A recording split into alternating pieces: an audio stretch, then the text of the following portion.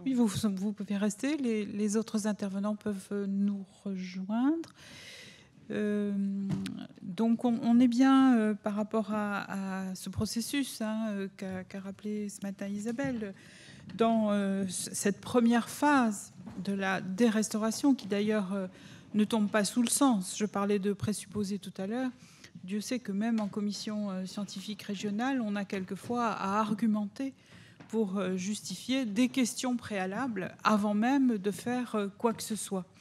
Donc je vous invite à poser des questions sur cette thématique de la matinée, de la dérestauration, mais en même temps, pour profiter de nos intervenants, si des questions sur les autres volets, de la réversibilité, de la retraitabilité, des autres points qui seront abordés sur ces 2 jours, vous viennent à l'esprit, n'hésitez pas également, bien sûr, à les évoquer. Je vous passe la parole. Laure est prête à déambuler. N'hésitez pas. C'est toujours la première qui est la plus difficile. Oh, Isabelle.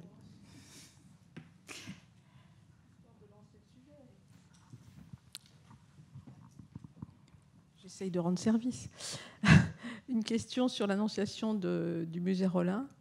La question de l'enlèvement de la céruse, problème d'hygiène et sécurité, le plomb, etc., vous ne l'avez pas vraiment évoqué. Donc, c'est un sujet que l'on trouve un peu partout, et malheureusement pas seulement dans les questions de peinture de chevalet. Donc, comment est-ce qu'on a procédé? Je ne me souviens plus.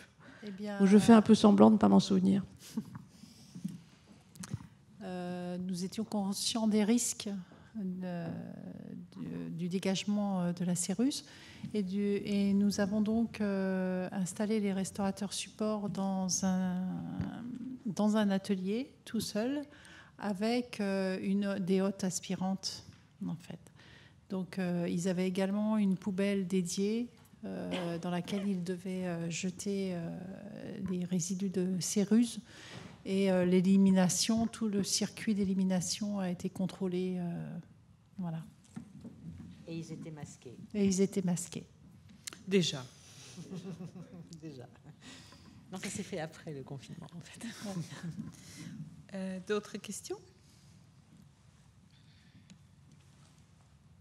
Il faut laisser s'installer le silence. Vous ne mangerez pas tant que vous n'aurez pas parlé. Sachez-le.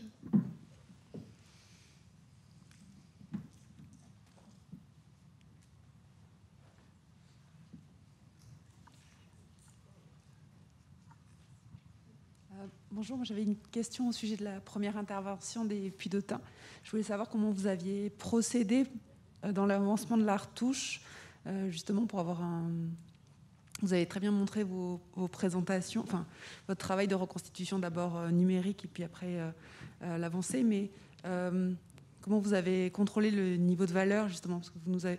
C'est très explicite par rapport aux résultats, mais c'est plutôt juste pour votre travail et votre avancement.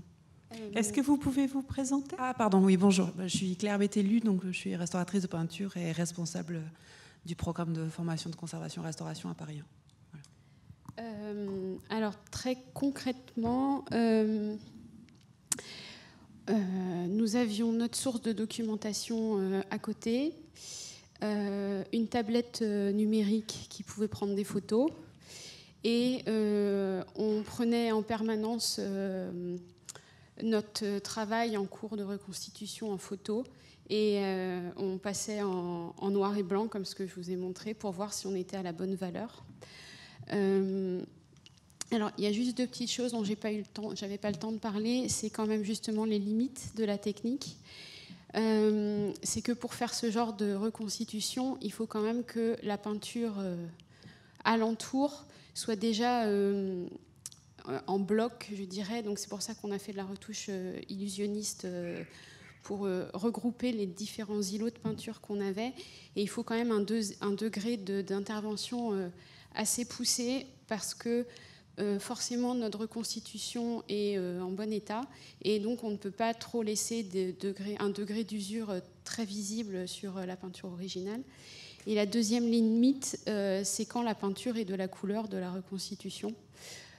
Pour que ça reste visible, on est obligé quand même de descendre un tout petit peu le ton de notre retouche pour qu'on garde une compréhension, sinon la juxtaposition des couleurs, des deux zones n'est pas claire. Donc voilà, c'était juste...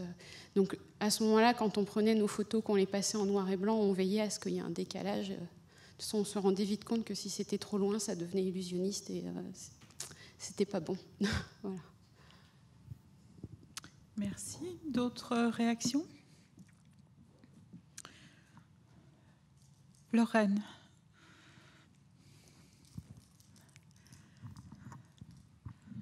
Lorraine Maillot. En fait, j'avais plus une réflexion générale sur les 3 cas qui ont été présentés, puisqu'on a vu que les restaurateurs ont trouvé des solutions techniques dans les 3 cas présentés. Donc, la réversibilité matérielle a fait ses preuves dans ces exemples, ce qui n'est pas toujours le cas, mais en tout cas là, c'était flagrant. Vous avez trouvé des solutions parce que les produits et les techniques aussi ont évolué, et vous avez été aidés par les observations scientifiques et les apports des outils dont on dispose aujourd'hui. Donc ça, sur l'aspect matériel, il n'y a pas tellement finalement d'interrogation, mais c'est plutôt l'instrumentalisation de cette réversibilité, c'est-à-dire qu'elle est au service de notre nouvelle lecture esthétique. Quelque part, c'est une opération vérité, c'est-à-dire qu'on dérestaure pour retrouver des éléments disparus, mais ensuite on réinterprète avec notre goût d'aujourd'hui. Donc je m'interrogeais en fait sur pas la sincérité, mais l'éthique que ça soulève et les questionnements qu'on peut se dire jusqu'où, parce qu'à ce moment-là, on va éternellement relire les œuvres et éternellement avoir envie de revenir retoucher, réécrire esthétiquement l'objet. Et quelque part, je me dis, c'est un peu étrange d'utiliser la réversibilité matérielle pour en faire un outil qui amène à se poser d'autres questions. Je ne sais pas si je suis claire ou si vous avez envie de réagir par rapport à ça. Est-ce que vous voulez parler des reconstitutions au niveau de la réintégration? C'est de ça dont vous parlez, oui. Alors, bon, je vais parler pour Autun. On a fait une réintégration. Il y avait 2 reconstitutions. En fait, on n'a pas réinterprété, puisqu'on a retrouvé la composition qui était sous-jacente, sous le repeint. Mais par exemple, pour le pied de la table, on s'est appuyé sur la version de la flèche. Donc, on avait une documentation pour le faire. Et la copie aussi, de la fin du 18e et début du 19e, qui nous a aidés. Et c'était une retouche visible d'une certaine distance, à base de petits points, pas complètement illusionniste. Voilà. Est-ce que... Vas-y. Moi, je pense que ce qui est très différent, c'est la question des surpeints, puisque en éliminant les surpeints, on retrouve quand même la matière, pas originale, mais une matière qui ressemble à la matière du peintre. Donc la question se pose moins. La question se pose davantage pour les parties lacunaires, mais pour les parties lacunaires, il y a aussi la question du vieillissement des matériaux de restauration, qui ne vieillissent pas de la même façon que les matériaux d'origine, et du coup, à un moment donné, ça donne un aspect hétérogène à l'œuvre. Et le fait de les éliminer découle de cette hétérogénéité et pas simplement d'une question de goût. Voilà, c'est pour nuancer un petit peu, même si je comprends parfaitement votre point de vue, mais je pense qu'il y a vraiment un décalage en termes de couleur au bout de 25 ans au niveau des repeints. Et ça nuit véritablement à l'aspect des œuvres et à notre perception. Donc du coup, la signification de l'œuvre disparaît. D'autres réactions peut-être sur cette question de fond? Oui, c'est intéressant ce que vous soulevez comme question. Peut-être un petit peu plus près du micro. Alors, là, vous m'entendez ? Oui, en fait, je trouve que c'est vrai qu'il y a une interprétation. De toute façon, à chaque époque, les propositions de restitution, évidemment, sont marquées par le temps présent. Mais je trouve qu'en fait, l'évolution aussi de ces propositions sont un petit peu, prennent en compte justement le principe archéologique. À la limite, ce serait ça l'idéal, c'est-à-dire de ne plus restituer des formes. Mais je ne sais pas, dans les collections, à partir de la Renaissance, on n'a pas d'exemple de tableaux lacunaires du 19e siècle. Ou alors, il faut vraiment qu'ils soient très abîmés. Il y a aussi toute une pratique qui existe depuis très longtemps dans les musées. Et par rapport aux reconstitutions, moi, je trouve ça intéressant, justement, par rapport à la proposition du puits, c'est que, justement, là, il y a vraiment une différence de proposer entre quelque chose de restitué par rapport à l'original. Là, il y a une prise en compte, vraiment, des choses. Pour mon cas, en ce qui concerne le Poussin, là, je trouve qu'il y avait vraiment, dans la proposition de la couronne initiale, il y avait vraiment une erreur de restitution. Je ne sais pas si j'ai pas du tout la prétention d'avoir voulu, mais en tout cas d'essayer de rétablir quelque chose qui était important par rapport à la composition générale. C'était assez périphérique en même temps, mais bon, c'est vrai que ça sera peut-être remis en question. Ça, on n'en sait rien. C'est la valeur esthétique en fait. Moi, je me permets de dire qu'en fait, il y a aussi les matériaux qui, à un moment de toutes ces reconstitutions qui parlent. Là, on a eu un tableau de Lieferinx, le calvaire, qui a été restauré en 1962. Et le parti pris était le trateggio sur l'ensemble des manques de ce panneau. Donc, c'était, j'allais dire, entre guillemets, la mode du trateggio. Et tout ça s'est altéré en vieillissant, a jauni fortement. Et aujourd'hui, le tableau a été repris, en fait, il y a quelques mois. Et on a pris l'option de la réintégration illusionniste. On n'a pas repris cette option du trateggio. Donc il y a effectivement dans les reconstitutions parfois aussi une mode optique et parfois qui vieillit très mal. Et ensuite on n'est plus du tout, on repart dans du classique. Il y a une espèce de mode, ça c'est indéniable. Mais on reste, je dirais qu'on essaye d'être le moins évasif. On est toujours en retrait par rapport à l'œuvre. Mais je trouve que c'est la méthodologie plutôt des matériaux et de ce qu'on va apporter en reconstitution. François et Séverine, vous voulez dire quelque chose volontiers? Allez-y. Oui, alors en ce qui concerne les puits, c'est sûr que c'est Frédéric notamment qui a travaillé avec moi sur le plus abîmé. C'est évident qu'il y a notre manière de travailler à nous et notre manière de dessiner en essayant de s'intégrer dans le style de la peinture. Après, le fait que ce soit visible, je pense qu'on comprend que ce n'est pas de l'artiste qui a peint le puits, mais c'est sûr que c'est une interprétation, mais on avait quand même des documents, donc le croquis notamment, qui nous a permis de voir comment se positionner les choses. Après, le croquis n'était qu'un croquis qui faisait 20 cm de haut. Le tableau fait 2 mètres. Donc, ça reste un croquis. Donc, on a aussi une grosse documentation et une interprétation. Après, nous étions 5 en couche picturale. Il y avait un comité scientifique. Voilà. Donc, c'est aussi le croisement de différentes opinions qui ont fait qu'on en est arrivé à cet état. Il y avait l'exposition de Cécile, pardon, excuse-moi. Mais il y avait l'exposition de Cécile Scalierès au Louvre qui nous a montré et qui nous a vraiment montré ce qui était par rapport aux sources, justement. Elle nous a fait tout un travail vraiment important, justement, qui nous a permis de trouver des endroits où l'on pouvait vraiment faire un peu une recherche de banque d'images. Et ça nous a beaucoup aidé aussi par rapport justement à ce travail en collaboration. Alors après, le problème, c'était aussi que faire dans ces lacunes, parce que c'était vraiment le point central du projet. Et le fait qu'il y ait une série, qu'il soit plus 5 avec leurs cadres originaux. Et c'est vrai que ça posait problème de laisser des lacunes vides avec un cadre aussi monumental.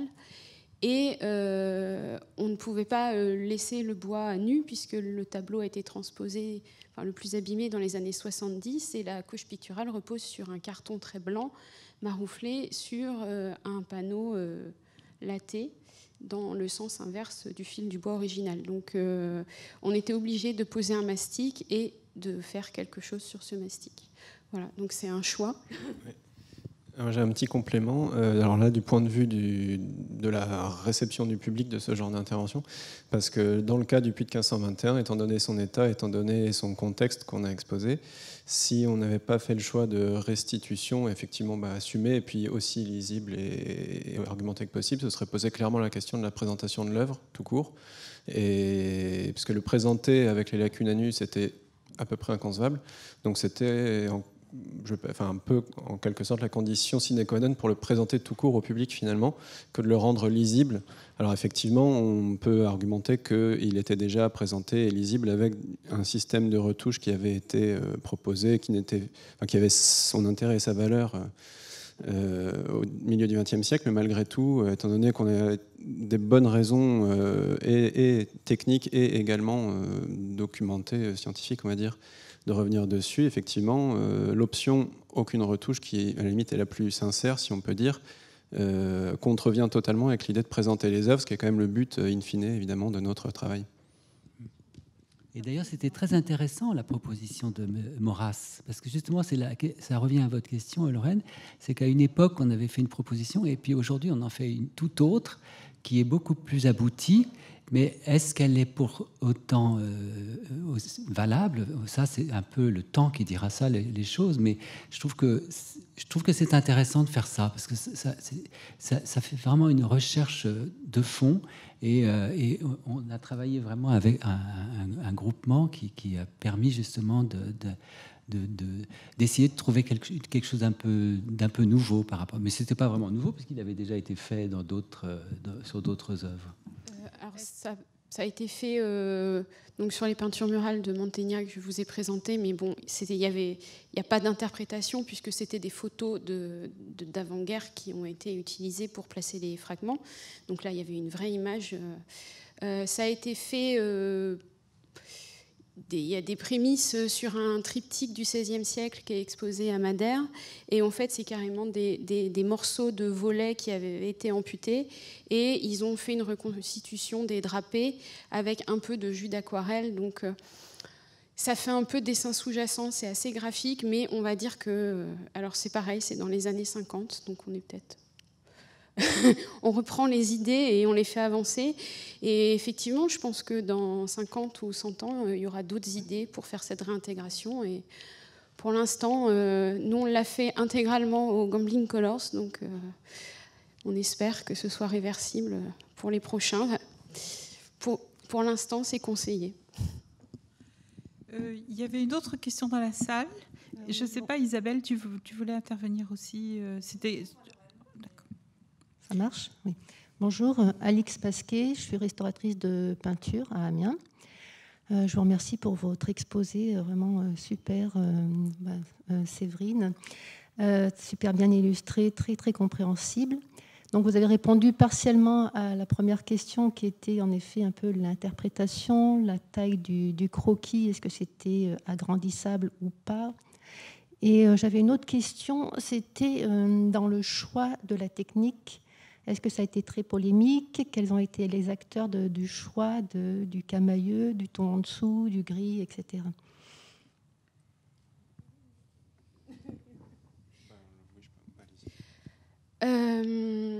Alors, les retours exprimés ont été très positifs. Je ne connais pas ceux qui n'ont pas été exprimés. Personnellement, j'ai été présenter ce projet à un colloque... le groupe RECH, qui est un groupe initialement portugais et qui est maintenant un groupe de recherche international sur les questions de réintégration uniquement. Le prochain est à Valence au mois de novembre, en visio. Je n'y participe pas, mais c'est une très bonne équipe. Donc j'ai été présenter ce projet avant que les tableaux soient exposés au musée. Et les retours ont été très positifs de la part des collègues étrangers. Ça a conduit ensuite à... J'ai fait un webinaire avec les étudiants portugais pour présenter cette technique. Il y avait aussi des Italiens qui étaient là et m'ont dit « Super, il faut que les étudiants ils expérimentent ça ». En tout cas, au niveau des collègues et des avis exprimés, moi, j'ai eu que du positif. Après, je sais que ça peut porter à polémique du fait qu'on ait effectivement une part d'interprétation dans notre proposition. Voilà, c'est un choix. Et pour ce qui est du choix de la technique, voilà, on a essayé plusieurs choses. On a proposé celle qui nous semblait la plus intéressante, la plus détectable aussi. Voilà, dans nos capacités. Merci beaucoup. Isabelle.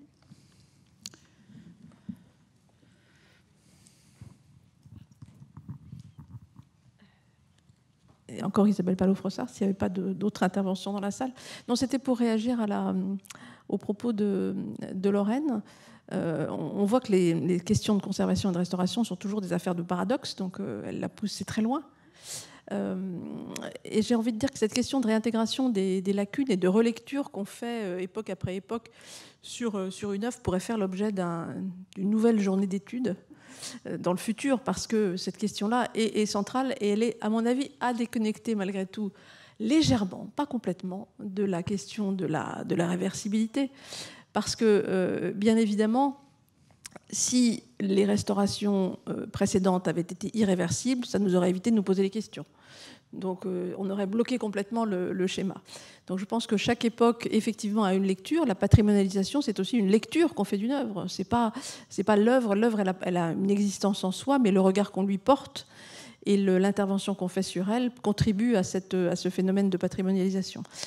Donc voilà, donc ça peut soulever toute une série de discussions, mais je pense que ça n'est pas se servir de la réversibilité pour permettre cette nouvelle relecture. Je pense que là, c'est allé un tout petit peu trop loin, parce que de toute façon, cette réversibilité, on en a besoin aussi pour intervenir sur la matière elle-même dans le futur. Je reconnais que j'ai poussé le bouchon un peu. Ah, c'était très bien.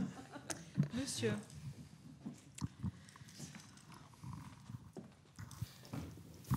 Oui, bonjour, Dominique Cordelier du département des arts graphiques au musée du Louvre. Je ne pense pas que Lorraine Maillot ait poussé le bouchon un peu loin. Parce que si les interventions ne sont plus satisfaisantes, les interventions de réintégration sont plus satisfaisantes esthétiquement dans X années, X décennies, X siècles, elles feront l'appel. Il faudra pouvoir revenir dessus, donc on est bien dans une problématique de réversibilité. La deuxième chose, c'est que je pense que toutes les réintégrations n'ont pas exactement le même caractère invasif. Ce n'est pas la même chose de restituer un pied de chaise ou un pied de tabouret et d'intervenir sur le puits de 1521. On n'est pas dans le même problème d'équilibre et on n'est pas du tout dans le même problème de mainmise, finalement, de la réintégration sur le style global de l'œuvre, qui est un vrai problème. Venant d'une spécialité où on réintègre très peu, qui est le dessin, où on réintègre pratiquement pas. Je crois qu'il ne faut pas être timoré devant la lacune. La lacune est quelque chose qui rend service à la lecture de l'œuvre. Vous mettez un soin admirable, et je vous en remercie, à enlever des choses qui étaient effectivement abusives sur les œuvres. Et je trouve un peu dommage que la lecture à l'avenir soit compliquée, même s'il y a une visibilité, par le fait qu'effectivement, on est obligé d'apporter une interprétation stylistique dans les lacunes. On apporte un style qui prend la main, plus ou moins selon l'importance de la lacune, sur le style global de l'œuvre. Alors évidemment, ça n'a pas la même valeur si on intervient en surpeint sur un agrandissement. Et là, on peut poser la question fondamentale de savoir si, au fond, l'intervention de dérestauration consiste à apporter un masque sur un agrandissement pour pouvoir restituer en partie une perspective qu'on avait perdue. Et ça n'a pas le même sens si on intervient de façon à la fois visible et invisible sur un puits où il y a finalement moins de lacunes que sur celui de 1521. Donc je ne crois pas du tout que la question de Lorraine est une question excessive ou abusive. En tant que, pour ce qui est de la lecture stylistique des œuvres, la dérestauration fait beaucoup de bien, Et, et on a souvent le sentiment, enfin c'est le sentiment que moi que j'ai, je ne représente pas toute la profession et je ne suis qu'un point de vue parmi d'autres, qu'une fois que c'est repeint, bah, c'est moins bien.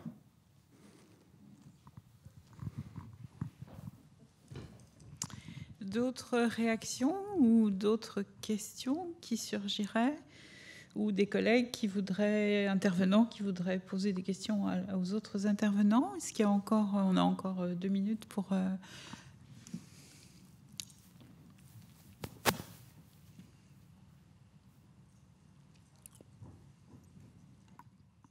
Merci. J'avais une question au sujet du tableau d'Autun. Comment, donc on nous avait bien expliqué pour le Puy qu'il y avait quand même un travail au niveau de du choix de présentation au musée avec de l'explication au public. Je voulais savoir, est-ce que pour Autun, pour l'Annonciation, parce qu'en fait on se retrouve avec, jusque-là on avait une composition qui tenait dans son cadre, entre guillemets, et donc là on a des... voilà, ça ouvre vers une autre partie. Est-ce qu'il y a une présentation avec justement les tableaux qui ont pu servir de référence pour ce qui vous nous avez très bien montré comment vous avez guidé l'enlèvement des repeints avec ce travail à la craie. Est-ce qu'il y a une présentation, une mise en perspective pour faire comprendre au public qu'on est sur un élément tronqué et qu'est-ce qu'on devrait voir pour avoir une lecture d'ensemble de la composition qui n'existe plus aujourd'hui? Eh bien, en fait, de Paris. Oui, en fait, le tableau vient juste d'arriver au musée. Il a été encadré en l'état, donc avec la partie supérieure manquante. La conservatrice m'a envoyé une photo du tableau encadré et présenté au musée. Mais pour l'instant, je ne peux pas vous dire si elle a encore réalisé une documentation pédagogique pour le public. Mais je pense que ça sera le cas. Parce qu'on a la version de la flèche et on a la copie. C'est quand même des documentations très intéressantes. Et c'est grâce à ça qu'on a pu faire cette restauration. Sans la version de la flèche, on n'aurait pas pu conduire le nettoyage, réellement. Et présenté comme ça, franchement, c'est beau, quoi. Enfin, il y a la valeur esthétique. Malgré tout, vous voyez, il n'y a pas eu de choix de... On le présente comme ça, avec son histoire matérielle. Et je pense qu'on peut faire confiance à la conservation d'Autun, oui, qui porte un projet magnifique, oui, de remise en valeur et patrimonial, et des collections avec un très beau projet scientifique et culturel qu'on doit souligner. Voilà. À cette occasion. Oui. Est-ce qu'il y a d'autres réactions? Vas-y, François.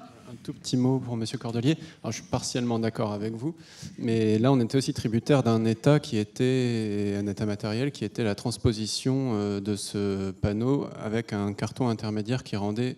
vous l'avez vu, alors il était mastiqué, mais ça donnait à peu près cet état-là. Alors effectivement, d'un point de vue du spécialiste, on pouvait discerner le style et l'apprécier à sa juste valeur, mais le spécialiste est évidemment quelqu'un de très important, je ne vais pas dire le contraire, malgré tout, le public l'est également, et entre guillemets, on privait le spectateur de la possible appréciation de ce tableau en laissant la chose en l'état le plus naturel ou le plus sincère possible, qui était revenir au carton de transposition si on avait supprimé les repeints précédents et rien fait de plus. Donc malgré tout, même si je comprends très bien votre remarque, on a dû aussi s'adapter à ces contingences non négligeables pour le cas précis qui nous occupait. Et puis certainement pour d'autres cas, évidemment. D'autres remarques? Bien, écoutez, merci beaucoup pour ces échanges. Je crois que sur une thématique qui se voulait sobre, de seulement 3 interventions, on attaque à peine le sujet. Et notamment grâce à Lorraine, on est déjà sur les fondamentaux. Je crois qu'on ne peut que s'en féliciter et c'est de bon augure pour ces travaux. Je crois que moi, c'est ce que j'encourage les collègues à faire lorsqu'ils écrivent leurs projets scientifiques et culturels. Il faut être très méthodique, prendre le maximum de précautions, se poser toutes les questions.